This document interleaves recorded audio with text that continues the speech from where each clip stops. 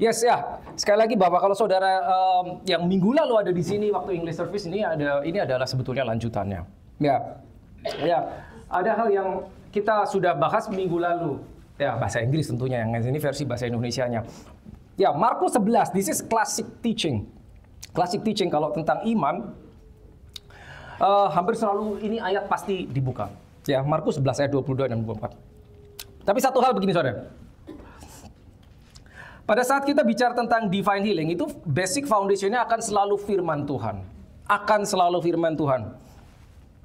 Ya, jadi kita, saudara tahu ya, setiap kita pada saat kita mau berdiri di atas sesuatu, itu kita perlu yang namanya foundation ya. Foundation adalah tempat di mana kita bisa berdiri. Nah, kalau foundation kita tidak kuat, selalu ada risikonya, yaitu apa? Goyah atau goncang, atau kita mudah jatuh. Nah, kita bicara tentang divine healing itu selalu harus kembali ke firman. Harus kembali ke firman. Karena itu adalah foundation kita. Believing the word of God, believing healing means believing God and means believing the word of God. Now, sehingga penting sekali kita selalu melihat ke dalam seberapa banyak firman Tuhan yang kita tahu. Seberapa banyak firman Tuhan yang kita ingat. Nah, minggu lalu kalau saudara di sini kesaksiannya Wilson itu luar biasa. Karena apa? Karena kalau kita punya firman Tuhan di dalam hati kita, tanda kutip saya menggunakan istilah stok. Stok firman di dalam hati kita itu ada, sehingga pada saat kita mengalami sesuatu itu akan muncul sendiri keluar. Nggak usah dikorek, apa ya firman Tuhan ya. Kita baru mau mengaktifkan sesuatu, tidak seperti itu. Tapi kalau kita sudah menyimpannya di dalam, itu akan muncul sendiri saat diperlukan. Tanpa kita membuka Alkitab, kita ingat, oh ya saya pernah dengar ini. Dan itu yang akan menjadi kekuatan. Dan itu akan menjadi landasan kita untuk berdiri dalam situasi apapun. Jadi penting banget kita mempelajari firman Tuhan. Ya, kita udah belajar minggu lalu bahwa firman Tuhan adalah Tuhan sendiri. Jesus is the Word, and the Word is Jesus. Ya, jadi kita tidak bisa bilang, oke saya percaya dengan Tuhan, tapi saya nggak percaya dengan firman-Nya. Nggak bisa. Begitu pula sebaliknya. Oke, kita baca dulu ini. Ya, Markus 11 ayat 22 ayat 24. Yesus menjawab mereka. Mereka ini murid-muridnya ya. Percayalah kepada Allah. Ya, have faith in God. Aku berkata kepadamu, sesungguhnya barang siapa berkata kepada gunung ini, beranjaklah dan tercampaklah ke dalam laut, asal tidak bimbang hatinya, tetapi percaya bahwa apa yang dikatakannya itu akan terjadi, maka hal itu akan terjadi baginya. Karena itu aku berkata kepadamu, apa saja yang kamu minta dan doakan, percayalah bahwa kamu telah, perhatikan sekali lagi, telah menerimanya, maka hal itu akan diberikan kepadamu. Telah menerima, akan. Jangan dianalisa secara logis. Nggak masuk, nggak dapat. Percayalah kamu telah, maka kamu akan. Nggak bisa toh. Loh, kok kita suruh percaya kita telah menerima, padahal belum ada, akan. Kalau kita analisa secara logika, ini nggak masuk ini firman. Tapi ini yang ngomong Yesus sendiri. Ya. Dan ingat, percayalah kepada Allah. Nah, nanti saya akan kembali lagi ke ayat ini. Tapi satu hal begini, Tuhan, saudara. Tadi saya sudah sampaikan berapa banyak kita ingat firman Tuhan, itu yang akan menjadi landasan buat kita. Seberapa kuat kita berada dalam situasi. Mungkin ada orang yang berkata, "No, I believe in Jesus, that's good." Tapi percayakah engkau dengan firman-Nya? Percaya dengan Tuhan Yesus, it's good. Tapi percaya nggak sama firman-Nya? Ternyata belum tentu, saudara. Belum tentu. Kalau kita nggak tahu firman-Nya dia apa, bagaimana kita bisa bilang, saya percaya sama Tuhan Yesus, tapi saya nggak percaya sama firman-Nya, padahal firman adalah dia sendiri. Oke, I believe in Jesus, good. I believe in His word, good. Are you standing on His word? Percaya sama dia, good. Percaya sama firman-Nya, good. Lalu tahap berikutnya, apakah kita berdiri dengan iman kita atas firman-Nya? Selesai? Enggak, masih ada lagi. Percaya Yesus, good. Percaya dengan firman-Nya, apakah kita berdiri di atas firman-Nya? Dan apakah sudah teruji iman kita? Setiap statement of faith, apapun itu, akan diuji. Untuk membuktikan bahwa itu benar-benar iman atau hanya emosional. Itu bedanya. Jadi, mengalami ujian iman, jangan lari saudara. Ya. Sekali lagi minggu lalu kesaksiannya luar biasa. Ya. Salah satu saudara kita mengalami ujian iman dan dia maju, tidak mundur. That was amazing. Nanti silahkan tanya sendiri. Nah, kenapa kok rasanya susah benar sih jadi orang Kristen? Harus begini. Let me tell you one thing. Orang Kristen tuh tidak susah. But becoming a Christian is impossible. Not difficult. Impossible. Makanya kita perlu yang namanya Holy Spirit. Tanpa Holy Spirit, kekristenan kita cuman beragama Kristen. Penganut agama Kristen. And that's it. Kalau kita mau menjadi orang Kristen, we want to be a Christian, itu impossible. Dengan kekuatan kita gak bisa. Makanya dikasih Roh Kudusnya. Ingat ya, becoming a Christian artinya menjadi seperti Kristus. Christ. Tanpa Roh Kudusnya gak bisa. That is impossible. Jadi kita tidak bisa komplit, Tuhan susah amat sih kita harus begini jadi orang Kristen. No, that is impossible. Tanpa Holy Spirit tidak mungkin. Ya, jadi ingat baik saudara, Roh Kuduslah yang di dalam kita yang akan membedakan. Nah sekali lagi begini saudara, saat Yesus berjalan di atas bumi, kalau saudara perhatikan, dia tidak mengajar healing. Nggak. Tapi he simply healed people. Dia nggak mengajarkan healing gini loh caranya healing, enggak. Dia menyembuhkan. Ada orang datang perlu kesembuhan, langsung dikasih tuh. Buta ya melihatlah, lumpuh bangkit dan berjalan. Dia nggak ngajarin dulu, oke kita kuliah dulu tentang divine healing. Enggak, he simply healed people. Ya, demikian pula berkata tentang iman. Dia jarang sekali saudara akan jumpai ya dalam 3,5 tahun ministry dia Yesus ngajar tentang iman. Jarang sekali saudara. Tapi dia memberi komentar tentang iman. Ya tentunya yang dikomentari murid-muridnya sendiri. Karena 12 orang itu adalah orang yang disebut disciples adalah muridnya. Yang belajar langsung dengan Yesus. Di mana Yesus berada, mereka berada kan. Jalan bareng, duduk bareng, kadang tinggal bareng, makan bareng, ministry bareng. Jadi mereka melihat apa yang Yesus lakukan. Dan Yesus selalu mengkomentari tentang iman mereka. Jadi kalau saudara buka Alkitab versi bahasa Inggris, terutama di King James, saudara akan jumpai. Tapi ini nggak ketemu di bahasa Indonesia. Saudara akan jumpai saat Yesus memberi komentar tentang iman mereka. Saudara akan menjumpai great faith. Saudara akan menjumpai little faith. Saudara akan menjumpai komentar no faith or faithless. Check your Bible di King James. Ternyata itu ada levelnya. Apa yang dimaksud great faith, apa yang dimaksud little faith, dan apa yang dimaksud no faith. Dan pada saat Yesus bilang, kenapa kamu tidak percaya? Bahasa Inggrisnya, why is it that you have little faith? It's a rebuke. Jadi Yesus, he was addressing in their faith. Ya, tapi dia nggak ngajarin. Until Mark chapter 11. Kalau saudara lihat ini, kali ini Yesus ngajari toh. Coba perhatikan. Aku berkata pada sesungguhnya barang siapa berkata, ini pengajaran ini dari sini sampai sini tentang iman. Ini jarang. Sebelumnya Yesus tidak pernah memberi pengajaran, dia cuma ngomentarin, kamu kok nggak percaya sih? Ya, di dalam Alkitab bahasa Indonesia cuma ketemu mengapa kamu kurang percaya. Tapi terjemahan aslinya ternyata bukan itu. Ya, it's a rebuke. Little faith is a rebuke. No faith. Ya, dan yang direbuke selalu murid-muridnya. Begitu dia bilang great faith, yang dipuji bukan muridnya. Even bukan orang Israel. Isn't that amazing? Nah, sekarang kita akan belajar satu hal yang namanya faith in God dan faith of God. Sayangnya ini sekali lagi istilah saya harus gunakan bahasa Inggris. Karena dalam bahasa Indonesia saya nggak tahu gimana menerjemahkan faith in God dan faith of God. Mungkin kalau diterjemahkan bahasa Indonesia adalah percaya iman kepada Tuhan dan faith in God, iman kepada God, kepada Tuhan, dan faith of God adalah imannya Tuhan.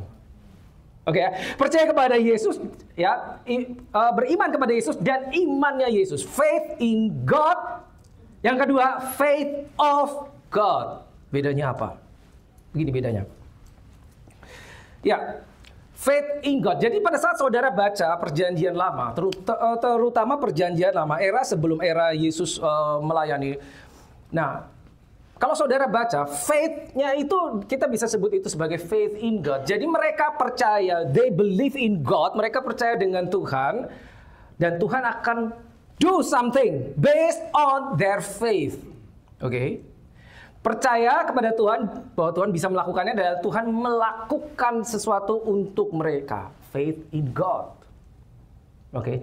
Tapi perjanjian baru beda. Perjanjian baru beda. Perjanjian baru itu percaya bahwa God has done it. Dan dia memberi kita power to do it. Nangkep bedanya? Beda banget. Faith in God, yang satunya faith of God. Ya, imannya Yesus sendiri dan iman kepada Yesus. Ya, saya ulang sedikit. Percaya bahwa yang tadi ya, faith in God, percaya bahwa Tuhan melakukan sesuatu buat kita. Faith in God. Enggak salah, memang tidak salah, memang demikian.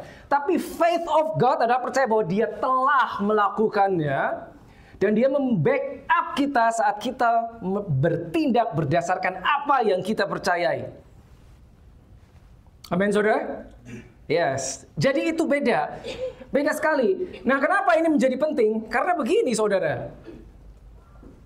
Ingat, kekristenan kita adalah menjadi seperti Yesus. Itu targetnya, goalnya. Pertanyaannya, menjadi seperti Yesus maksudnya apa? Apanya yang mirip Yesus? Kelakuannya dan seterusnya, everything is like Jesus. Nah, contoh, kalau kita nggak mengerti ini, kita bisa kecewa. Oke, kita kembali ke sini. Ya, tadi saya udah bilang bahwa Yesus jarang ngajar tentang iman, tapi dia mengomentari iman. Nah, sekarang kita lihat ajarannya Yesus pada saat dia mengajar murid tentang iman, apa yang disuruh? Lihat. Sesungguhnya barang siapa berkata kepada gunung ini, beranjaklah dan tercampaklah ke dalam laut. Pertanyaannya, yang harus berkata itu siapa? Sesungguhnya barang siapa berkata kepada gunung ini. Kenapa dia nggak bilang sesungguhnya barang siapa berdoa kepada Allah? Barang siapa berkata kepada gunung ini Yesus ngajarin kamu ngomongnya sekarang sama masalahmu. Now you act on your faith. Disuruh ngomong sendiri toh, ya. Suruh memerintah, commanding, asal jangan bimbang, tetapi percaya bahwa apa yang dikatanya akan terjadi, maka hal itu akan terjadi baginya. Karena itu aku berkata kepada apa saja yang kamu minta dan doakan, percaya bahwa kamu telah menerima, maka hal itu akan diberikan kepadamu. Diberikan, yang memberikan siapa? Tuhan, God. Yang berkata siapa? Kita yang berkata. Nangkap saudara? Ini ajarannya begini. Gitu. Dia tidak mengajarkan pada saat dia mengajari tentang iman, dia tidak berkata, oke, kalau kamu in the situation, kamu minta sama bapamu. Aneh toh? Bukan itu salah? Tidak salah. Tapi it's just different kind. Oke, boleh bantu saya untuk ke slide selanjutnya. Nah, sekarang kita lihat di Galatia 2:20. Bisa bantu multimedia? Next slide, please. Nah, saudara lihat. Perjanjian baru eranya setelah Yesus bangkit. Ini Apostol Paul, Rasul Paulus. Lihat. Bahasa Inggris, karena bahasa Indonesianya nggak ketemu. Sekali lagi. I am crucified with Christ. Nevertheless I live, yet not I, but Christ liveth in me. This is Old King James, ya. And the life which I now live in the flesh, I live by the faith of the Son of God. Rasul Paulus tahu, ini yang iman yang ada padaku, ini imannya the Son of God, imannya Yesus. Imannya Yesus, bukan hanya iman kepada Yesus, tapi imannya Yesus. God's kind of faith. Nah, bedanya. Nah, kenapa berbeda? Karena perjanjian lama seperti saudara tahu, ya, tidak ada revelation tentang anak. Tidak ada. Perjanjian baru revelation tentang anak itu diberitakan oleh Yesus, yang juga saat itu the Son. Oke, saya boleh minta tolong 2 orang untuk peraga. 2 orang. Wah, Pak Aris selalu yang paling pertama, luar biasa. 1 orang lagi boleh? Tenang, Pak Aris. Oke, ya, Yosi. Nah, ini ilustrasi aja, ilustrasi untuk mempermudahkan. Ya, begini. Ya, coba tolong. 1 berdiri di sebelah kanan, 1 berdiri di sebelah kiri saya. Oke, now. Misalkan begini. Pak Aris ini misalnya contohnya. Pak Aris ini hamba saya misalnya. Pak Aris ini hamba saya, yang ini anak saya. Ya. Sekarang gini, saya berarti ayahnya, terhadap dia saya masternya, betul kan? Tuannya. Nah, dua-duanya percaya sama saya. Yang ini percaya sama saya karena dia bekerja kepada saya, yang ini percaya kepada saya karena saya ayahnya. Nah, katakanlah dua-duanya mau melakukan bisnis. Ya, saya mempercayakan bisnis dengan dia. Nah, kepada yang ini ya, saya percayakan bisnis dan dia bisa melakukan business transaction because he believes in me, karena dia percaya sama saya. Jadi dia bisa pergi keluar memberitakan melakukan business transaction bisa. Tapi terbatas hanya yang disuruh. Nangkap ya? Pada saat yang ini pergi keluar melakukan sesuatu, membuat transaksi dan seterusnya di luar perintah, he's gonna be in trouble. Misalkan dia keluar, wah di situ ada properti seharga 1 juta. Oke, tapi ternyata ya misalkan bisnis dia harus mengakuisisi gitu properti seharga 1 juta. Tapi ternyata di perintahnya saya hanya bilang oke, kalau ada harga 800 beli. Gitu. Di situ ada 1 juta. Kira-kira apa yang dia lakukan? Wah, tanya dulu, telepon dulu, betul kan? Karena dia hanya di authorize 800. Di depan dia ada 1 juta, which is good, tapi dia nggak bisa nyelonong lakukan itu. Ngerti? Dia hanya diberi authorize 800. Dia bisa melakukan perintah-perintah based on apa yang dia dapat dari saya. Nah, dan dia bisa melakukannya karena dia percaya, dan dia harus percaya bahwa apapun yang kau lakukan, aku akan membackup selama itu ada di dalam koridor apa yang otoritas dia. Tapi yang ini beda, yang ini anak. Ya, bedanya apa? Bedanya di situ ada properti 1 juta, 2 juta, dia bisa melakukan transaksi tanpa nelpon saya. Kenapa? Karena dia pegang kart saya. Nah, nggak bedanya? Dia pegang kartnya sehingga dia bisa melakukan transaksi tanpa harus tanya saya. Dia anak, dia punya otoritas yang sama. Gitu loh. Dia punya kartu saya. Ya, paling kalau kemahalan paling sering bilang, "Loh, kenapa dibeli?" Dia bilang, "Ya habis bagus." Tapi itu kan mahal, paling hanya itu aja. Tapi dia udah beli dan saya nggak bisa. "Kamu gimana sih?" Nggak bisa saya marahin karena dia pegang kartnya, dia punya otoritasnya. Dia punya otoritas yang sama. Lukas 15 ayat 31 boleh, Pak Herman? Saudara ingat ayat ini? Ya, itu bedanya. Satu anak, satu hamba. Nah, kita lihat dulu. Oke, sambil menunggu. Jadi begini, saudara. Lukas 15 ayat 31. Nah, ini yang saudara lihat. Ya. Ini dari cerita anak yang hilang. Si ayah bilang, "Son," kepada anak yang hilang baru pulang. Perhatikan apa ya? Bapaknya bilang apa? "Son, you are always with me and all that I have is yours." Yang ini tahu. Segala yang ada saya punyanya dia. Tapi dia nggak bisa ngomong gitu karena dia bukan anak. Yang ini bisa. Gitu loh. Pertanyaannya, bagaimana kalau dia menyalahgunakan kartu yang diberikan? Dia menyalahgunakan otoritas sebagai anak. Bisa nggak? Bisa. Bisa. Maka itu saya tidak akan memberikan kart saya kepadanya sebelum dia dewasa. So what is dewasa? Apa dewasa? Ibrani, coba kembali lagi Pak Arwan. Ya. Yang tadi. Ya. Mari kita lihat di Hebrews, ya. Hebrews 5 verse 14. Lihat, ini semua dalam bahasa Inggris. Kenapa? Saya bawa yang bahasa Inggris, saudara boleh ikuti dalam bahasa Indonesia karena bahasa Indonesia nggak sama. Nggak sama, jadi saya ambil yang bahasa Inggris. Lihat, Ibrani 5 ayat 14. But solid food belongs to those who are full of age, mature. Full of age, dewasa, mature. Lihat. Kategorinya apa disebut dewasa? That is those who by reason of use have their senses exercised to discern both good and evil. Pada saat kita senses kita terlatih untuk bisa membedakan good and evil by reason of use, maka kita disebut dewasa. Dan makanannya makanan keras. Gitu loh. Nah, Jika yang ini, jika dia mengalami problem, yang dialami problem dia adalah lack of trust. Pada saat dia nggak percaya sama saya, dia akan problem. Ya, dan biasanya seperti itu. Bener nggak ya? Ini saya bilang oke, kalau ada harga 800 ambil. Begitu dia lihat ada harga 800, dia mau close transaction, dia bilang bener nggak ya? Bener nggak ya Tuanku? Jangan-jangan gitu. Pada saat itu terjadi dia tidak bisa berbuat apa-apa karena lack of trust. Jangan-jangan salah, jangan-jangan nggak boleh. Nanti gimana ya? Ragu. Tapi di sini itu nggak terjadi. Jika terjadi problem di sini, yang terjadi adalah lack of understanding. Bukan lack of trust. Dia bisa pakai kapanpun, bahkan dia bisa menyalahgunakannya. Tapi lack of understanding adalah ketidakfahaman dia bagaimana bertransaksi, bagaimana menggunakan kartunya. Nah, saudara, ini sama ini, faith in God, faith of God.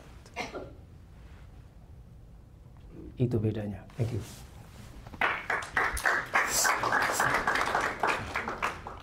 Ya, saya harap saudara bisa pahami. Now, sekarang sekali lagi bahwa faith in God dan faith of God ini menjadi sangat penting ya. Kita tahu bedanya sekarang ya. Dan kita harus dewasa. Kita harus dewasa di dalam Tuhan. Alkitab berkata di Galatia pasal 4 ya, bahwa seorang anak jika dia belum, bahasa Indonesia disebut belum akil balik ya. Sebetulnya maksudnya adalah belum dewasa. Seorang anak jika dia belum dewasa akan sama dengan hamba meskipun dia adalah sebetulnya memiliki segala sesuatu. Meskipun statusnya dia anak, tapi karena dia belum dewasa, dia akan selalu punya lack of understanding. Akibatnya dia nggak ada bedanya sama hamba, meskipun adalah anak. Ya, maksudnya apa nggak beda? Nggak bisa membuat transaksi. Meskipun dia anak, harusnya bisa, tapi nggak bisa karena lack of understanding. Nah, ini banyak terjadi. Banyak orang Kristen tidak paham posisinya. Makanya saya sampaikan beberapa kali, saya ulang. Dalam perjalanan kekristenan kita, hal yang sangat-sangat penting adalah knowing who you are in Christ, knowing who Christ is in you, and knowing what He has done it for you. That is crucial. Kalau kita nggak tahu siapa kita di dalam Kristus, kita akan selalu, iya nggak ya, bisa nggak ya? Meskipun kita anak, nggak ada bedanya sama hamba. Makanya pada saat saudara ingat, pada saat kita belajar tentang faith, ya, yang paling umum beredar di luar sana kan adalah istilah God is able. God is able itu good loh. Ya, ada beberapa tingkatan faith. Nah, ini bisa disebut tingkatan level atau dimension of faith. God is able, is good, betul. Tapi ada yang lebih dari itu. God is willing. God is able, good, Allah sanggup. Now God is willing. Makanya ada seorang datang kepada Yesus, orang kusta, bertanya, "Guru, apakah engkau mau menyembuhkanku?" Berarti dia tahu Yesus sanggup. He knows Jesus can. Tapi dia nggak yakin, mau nggak ya? So number one, God is able. Saudara harus yakin. Number two, God is willing. Dia mau melakukannya. Tapi kalau saudara punya new covenant mentality, satu lagi, God has done it. Itu berbeda. God is able. God is willing, God has done it. Please keep this in your mind. God has done it is the new covenant mentality. Ya, kita harus meditate on this. Kalau enggak kita akan ragu terus. Masih ada lagi enggak? Sebetulnya masih ada. Ya, iman bahwa Tuhan bisa, good. Iman bahwa Tuhan mau, it's good. Iman bahwa Tuhan telah melakukannya, ada, bagus. Ada lagi, iman bahwa kita bisa menggunakan apa yang Tuhan telah berikan kepada kita. Tadi kan God has done it. Nah, level di atasnya adalah kita percaya, kita beriman bahwa kita bisa menggunakan segala yang Dia telah berikan kepada kita. Jadi bukan cuma has done it, kita tahu oke, Tuhan sudah melakukannya dan kita diam aja. Kita sekarang aktif, kita yakin, kita percaya kita bisa menggunakannya. Itu kan tadi disuruh pindahin gunungnya, ya kan? Berkatalah kepada gunung. Berarti apa? You have to take action. Live under the grace is good, but that's not enough. You have to be active. Melakukan apa yang Yesus lakukan. Itu dia. Tapi ada satu level lagi. Ya. Tadi 1, 2, 3, lalu yang keempat, percaya kita bisa menggunakan apa yang Dia berikan pada kita. Satu level lagi, ini yang tertinggi sebetulnya, yaitu apa? Tetap percaya pada saat engkau telah melakukan dan kau belum melihat something. Itu paling susah. Tetap percaya pada saat engkau sudah melakukan tapi engkau belum melihat. Itu yang paling tinggi. Itu yang paling tinggi. Ya, kita harus bertumbuh, saudara. Kita harus bertumbuh, terus bertumbuh. Nah, jadi kaitannya dengan healing begini, saudara. Makanya waktu itu saya pernah sampaikan bahwa sebagai orang yang sudah lahir baru, sebetulnya yang kita butuhkan itu sebetulnya divine health, bukan divine healing. Kenapa? Pada saat kita tahu God has healed us, Dia telah melakukannya, yang kita perlu adalah sekarang how to receive. Kita harus tahu how to receive. Makanya tadi jika ada problem di anak, yang dialami adalah lack of understanding. Dia nggak tahu cara beroperasinya. Pada saat kita tidak tahu how to receive, meskipun kita sudah dikasih, kita nggak bisa menikmatinya. Hanya karena kita tidak tahu caranya menerima. Itu yang harus kita pelajari. So, meditating on the word of God is penting sekali. Minggu lalu saya cerita bahwa saya selalu saya lagi jogging pagi, jalan sama anjing saya sore, itu firman nggak pernah selalu di kuping saya ada firman. Jalan terus firman Tuhan. Mostly tentang healing. I record myself. Saya merekam diri saya sendiri. 30 menit saya baca. Sudah saya pilihin ayat-ayatnya 30 menit. Saya playback buat saya sendiri. Sebelum tidur saya playback. Bangun tidur saya playback. Feeding on the word of God. Itu penting sekali. Saya punya versi bahasa Inggris. Ada versi bahasa Indonesia direkam oleh istri saya. Ya. Sekali lagi, pada saat kita percaya firman itu roh, firman itu hidup, dan firman itu adalah Tuhan sendiri, maka kita tidak akan main-main bahwa setiap kita mendengar firman, berarti kita mendengar Tuhan. Saat kita memasukkan firman, kita memasukkan Tuhan. Itu. It will be amazing. Akan sangat luar biasa. Ya, jadi itu ya saudara ya. Levels of faith. Nah, kaitannya sekali lagi dengan healing adalah begini saudara. Begini. Apa yang kita terima, apa yang Tuhan berikan, it's in the realm of spirit, di alam roh, Nah, kita harus tahu mekanismenya bagaimana apa yang kita terima in the spirit. Mungkin ada orang yang bertanya, apa iya di alam roh? Oke, you go your Bible. Ephesians 1 verse 3, tapi ini nggak ada di sini, saya nggak bawa. But silahkan cek sendiri. Dikatakan dia memberikan segala berkat rohani, ya. Ephesians 1 verse 3. Now, bagaimana kita meditate on the word of God itu supaya apa yang ada di roh itu bisa termanifestasi di alam jasmani. Keep meditating on the word of God. Percayai apa yang kita dengar. Percayai firman itu terus, over and over again. Apa nggak bisa sekali, dua kali? Nggak bisa saudara. Terus. Sampai itu menjadi satu dengan dirimu. Sayangnya dari roh untuk bisa termanifestasi di tubuh harus lewat jiwa. Kalau saudara ingat pelajaran tentang spirit, soul, dan body. The problem is jiwa kita. Ini terlalu pintar saudara. Sehingga kita terus mempertanyakan firman Tuhan. Apa iya begini? Bagaimana caranya?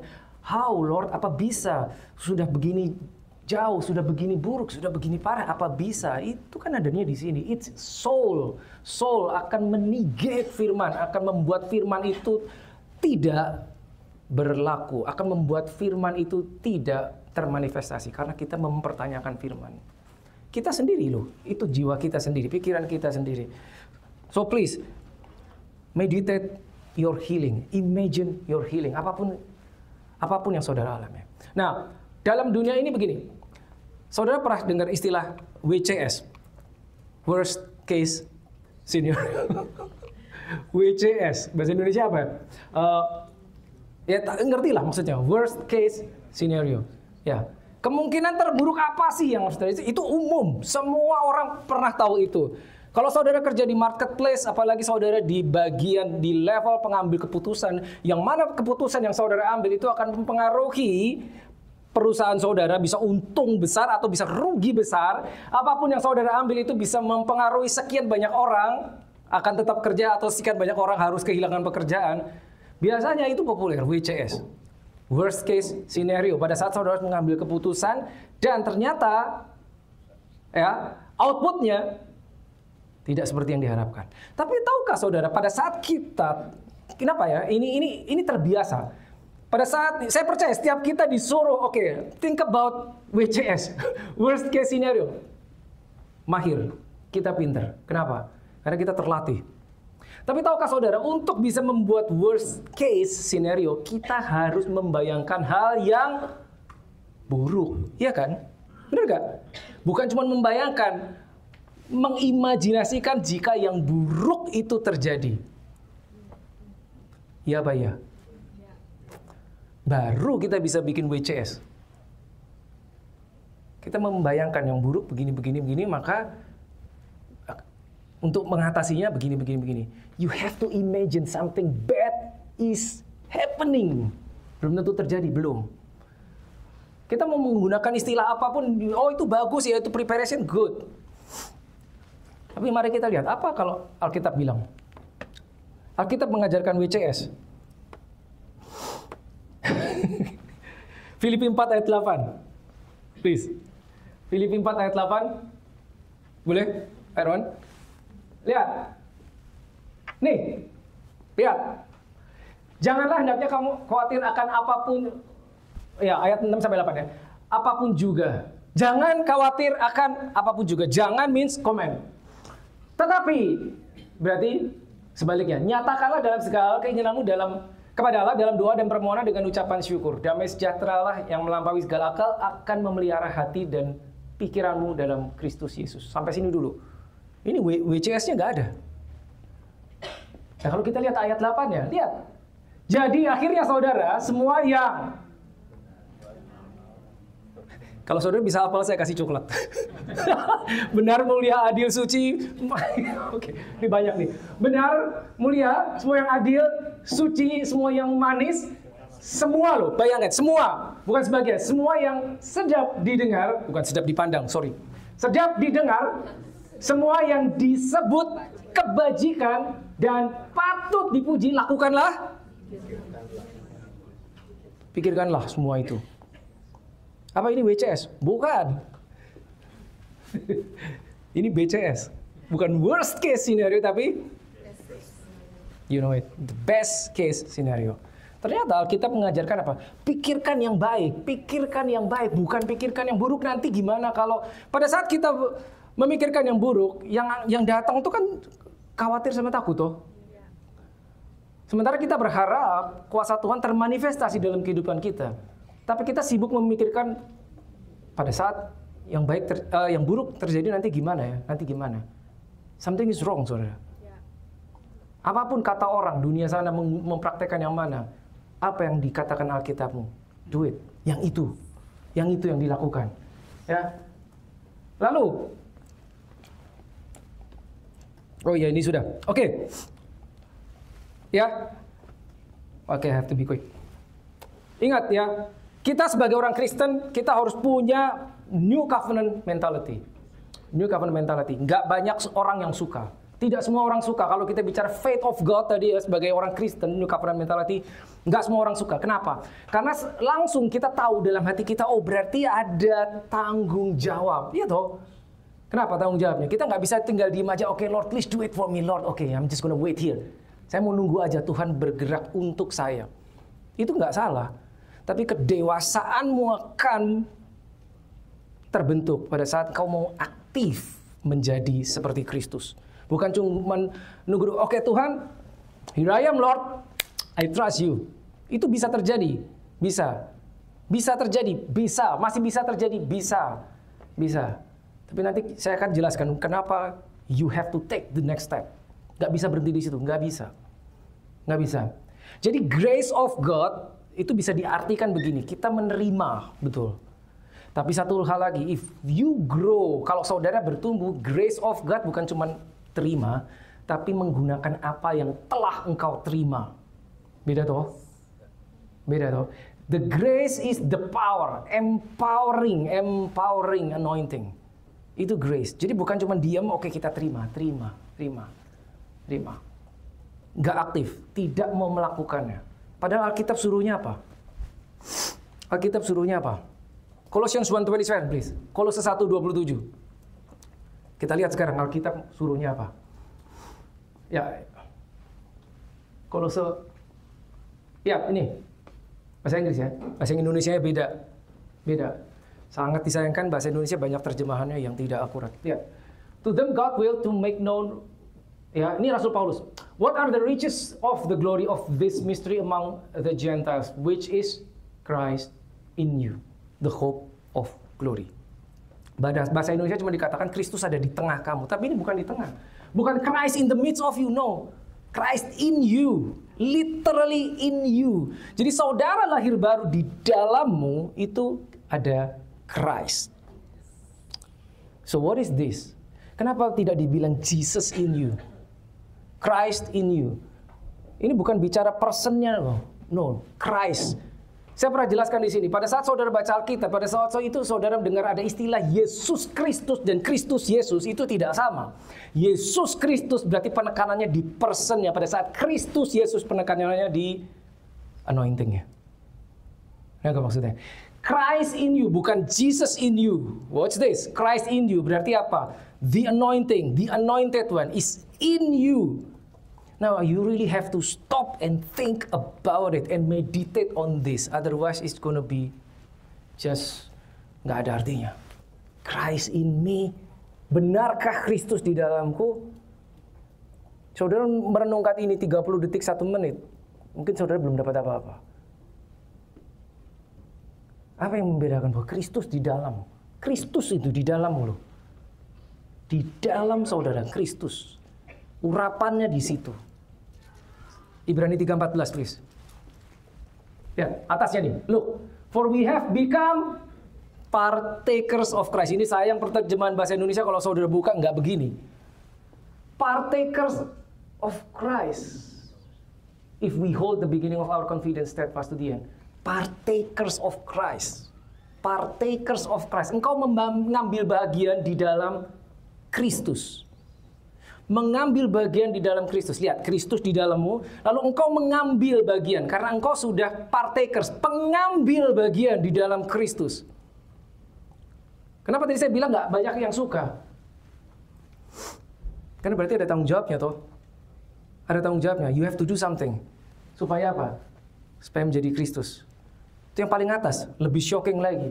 Ini Yesus yang ngomong kali ini. Yohanes 14 ayat 12, terkenal sekali. Aku berkata kepadamu sesungguhnya, barang siapa percaya kepadaku, ia akan melakukan juga pekerjaan-pekerjaan yang aku lakukan. Stop dulu, yang melakukan siapa? Iya toh. Ia akan melakukan pekerjaan yang aku lakukan, bahkan pekerjaan lebih besar daripada itu, sebab aku pergi kepada Bapa. That means what? That means we will do something. We will do His work. We will do His work. Kita akan melakukan pekerjaannya. Tuh. Lihat 2 Corinthians 5:20. Now then we are ambassadors for Christ. Perwakilan Kristus. Jadi kalau ada orang mencari Kristus, dia akan cari saudara. Dan dia akan dapat di saudara. Kenapa? Karena di dalammu sudah ada Kristus. Di dalam saudara ada Kristus, ada urapannya. Berarti saya harus melakukan sesuatu. Yes. Melakukan apa? Ini. Look. Ia akan melakukan pekerjaan yang aku lakukan. Is that too big? Nggak, ini Yesus yang ngomong. Dia akan melakukan pekerjaan yang aku lakukan. Jadi pada saat saudara membaca tentang healing, segala kisah tentang healing, great stories in the Bible tentang healing. Ya, saat Yesus menjamah orang, menyembuhkan mata orang buta, membangkitkan yang lumpuh, you name it. Pada saat saudara membaca dengan kacamata, perhatikan baik-baik, kacamata New Covenant, saudara akan membayangkan bukan yang sakit, saudara akan membayangkan engkau di posisi Yesus. Because the only person with the Holy Spirit inside adalah Yesus, dan itu seperti kamu. Itu.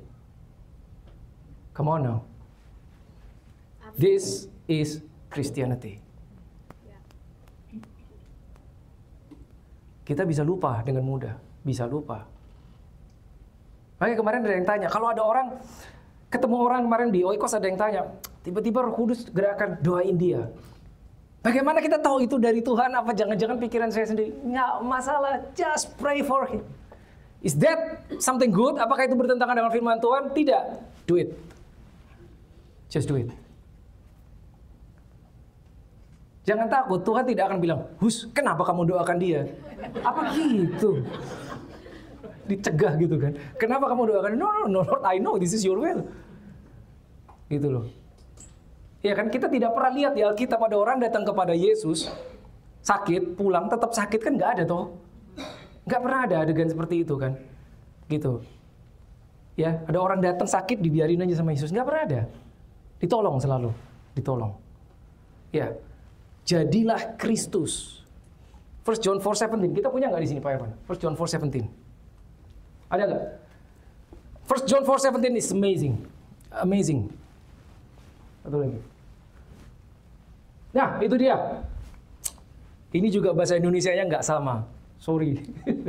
Terlalu banyak perbedaan. Okay, love has been perfected among us in this, that we may have boldness in the day of judgment. Nah, ini yang B ini. Because as he, huruf besar, as he is, so are we in this world. Watch this. As he is, where is he? Di mana Yesus? Seated at the right hand of the Father, crowned with glory. As he is, bukan as he was. Come on. As he is, so are we. Kapan? Not in the future. Now, it's present tense. So are we. Bukan nanti di surga. Now, in this world. My God, this is so awesome. Kalau kita bisa meditate on this, kekristenan kita bukan agama. Bukan agama, saudara. Ya. As Jesus is, so are we in this world.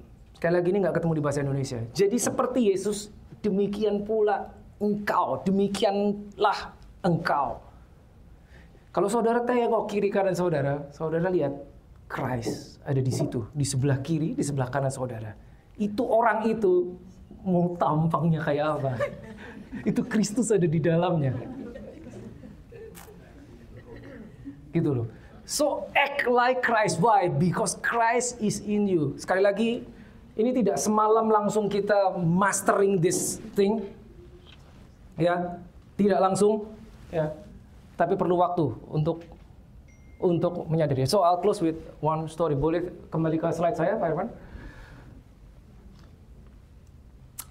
Now this is so amazing. Ya, Kisah 3 ayat 1 sampai 8. Ya, ini juga sudah sangat terkenal. Sekali lagi ini setting setelah kebangkitan.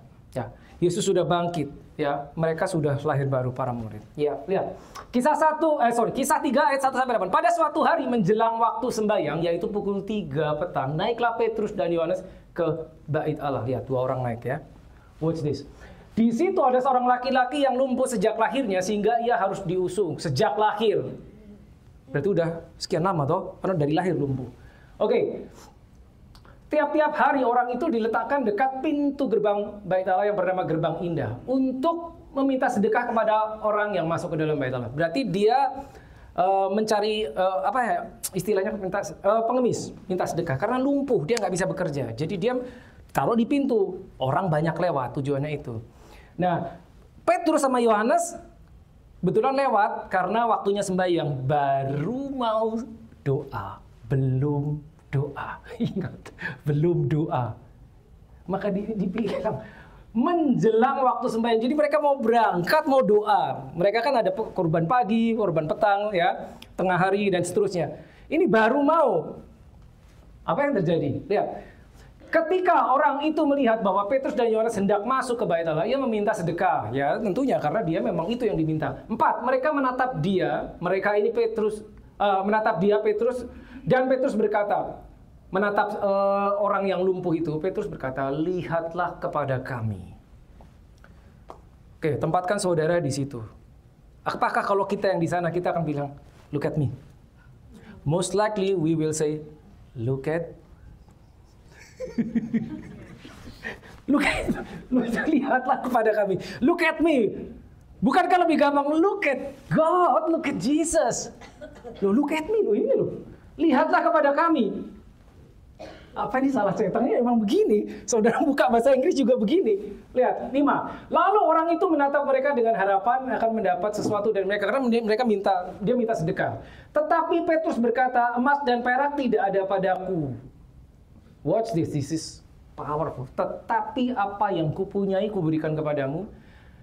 Demi nama Yesus Kristus orang Nazaret itu berjalanlah. Lalu ia memegang tangan kanan orang itu dan membantu dia berdiri. Seketika itu juga kuatlah kaki dan mata kaki orang itu. Ia melonjak berdiri lalu berjalan kian kemari dan mengikuti mereka ke dalam bait Allah. Berjalan dan melompat-lompat. Mujilah. What I have.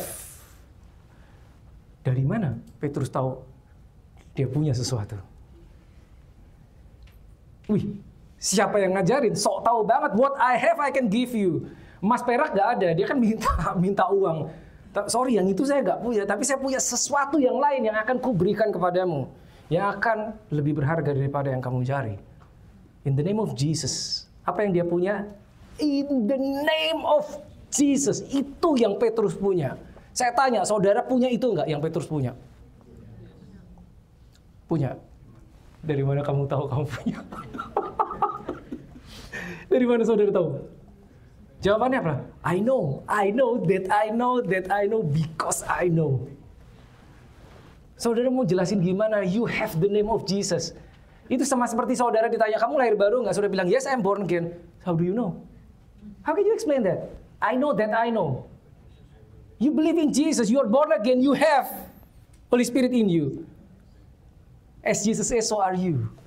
You are partakers of Christ. Christ in you. Come on. How good is that? Sehingga kamu bisa mengalirkan something. Makanya minggu lalu kita buka Yohanes 7:38 berkata, He who believes in Him. Ini Yesus yang ngomong.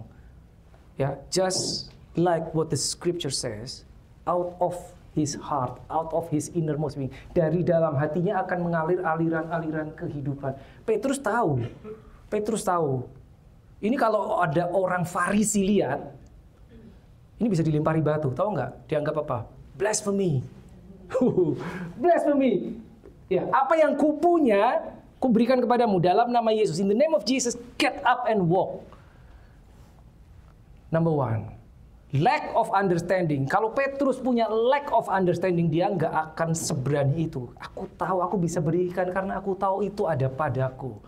Kalau kita punya lack of understanding, kita nggak yakin, kita tidak bisa mengalirkan aliran kehidupan meskipun sumbernya ditaruh di dalammu.